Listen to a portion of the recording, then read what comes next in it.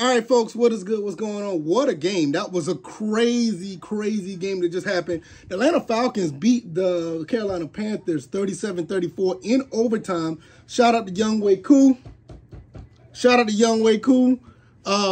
Former Georgia Southern, now Atlanta Falcons kicker. Just won the game by kicking a field goal in overtime.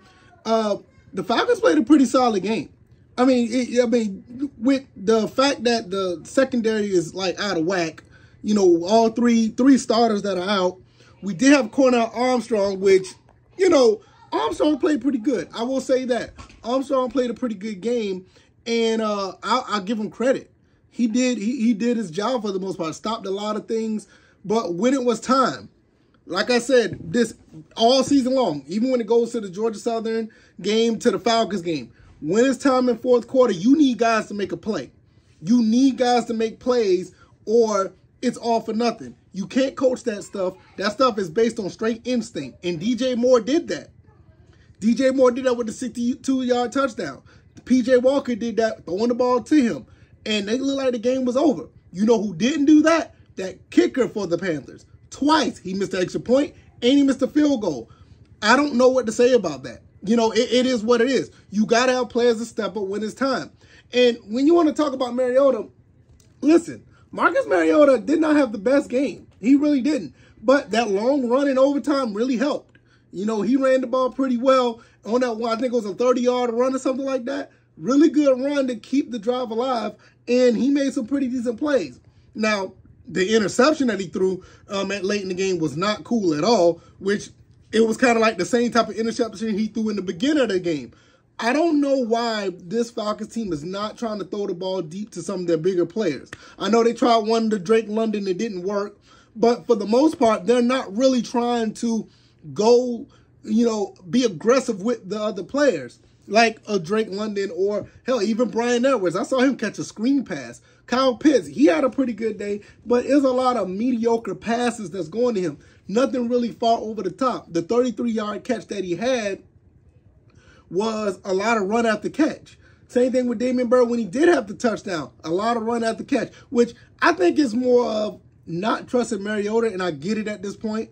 I want to see them be more aggressive, but they're not trusting him. But it at the end of the day, it kind of worked for our benefit. Marcus Mariota was 20 of 28, 253, 3 touchdowns, 2 interceptions.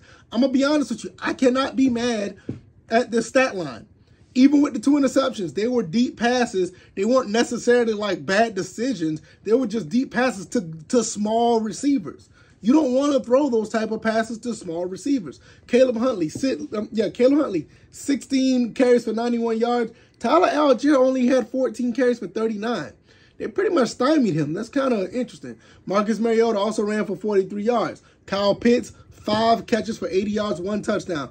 Damian Bird, 3 catches for 67 yards, 1 touchdown. Tyler Algier, 3 catches, 46 yards, 1 touchdown. Drake London had 4 catches for 31. I would like to see more attempts to Drake London. You got to understand, Drake London had 5 targets, caught 4 passes. 5 targets, 4 passes. You know what I'm saying? 5 targets. He caught the ball 4 times out of those 5 times. I would like to see him get 10 targets. I'd like to see him get 12. Hell, I wouldn't be surprised. I would like to see him get 15 targets. You know what I'm saying? Because his catch radius is great. If you're throwing the ball to him 5 times and he caught 4 out of the 5, that's a good look. Same thing with Kyle Pitts. 9 targets, 5 catches. Not bad at all. I think it's solely on Mariota. I think it's only on him. I think that's something that, you know, that I want to say this. I think that a change is warranted, but if you're winning games, it's hard to change what's working. But, you know, at the end of the day, they get the win, so I don't know what to say about that. Great interception by Lorenzo Carter, the pick 6. Phenomenal play by him. I expect to see that on ESPN Top 10 somewhere this week. A lot of other guys played pretty well. Michael Walker had 11 total tackles. 8 of them were solo. 1 tackle for loss. Rashad Evans, another one. 9 total tackles. 4 solo. 1 sack and a tackle for loss. And talk about the sack. Once again, if you look at the way this game was played prior to the 60-yard catch by DJ Moore. This game played exactly like all the other wins did. Somebody found a way to step up and get the sack. They stepped up and stopped it. It was a 4th and 19. They actually went for it, and DJ Moore dropped that pass. So it's like, I think defensively, even with the situation with our defensive backs, the Falcons played pretty good. They gave up a lot of they gave up a lot in the fourth quarter. They gave up 21 points in the fourth quarter. That's not sustainable. It's just something that I will chalk this up to not having your personnel out there the proper way. All your starters were pretty much out. You know what I'm saying? So I kind of chalk it up to that. But, you know, for the most part, shout out to Cornell Armstrong. He had a pretty good game. 3 passes defended. Knocked away the ball on a couple of crucial plays. So I give him credit for that. So at the end of the day, I think these guys are doing pretty good. They're first place. They're first place in the division. If you know what I mean? I mean, they maintain this first place stature in the division. I don't know what's going to happen now. They're going to play the Chargers next. Man, that's going to be tough. But they turn right back around and play Carolina. And that's an 8:15 game. That's a night game. Very interesting. Can the Falcons continue to build off this and get better and beat the Carolina Panthers again? Because if they beat the Carolina Panthers again, we're really looking good in the division. Now, I know we're going to be playing against the Chargers. That's going to be the tough game. Even though it's home, it's going to be a tough game. I suspect that's going to be a close game. I hope it's a close game. But you never know. The Chargers are who the Chargers. Justin Herbert is no joke.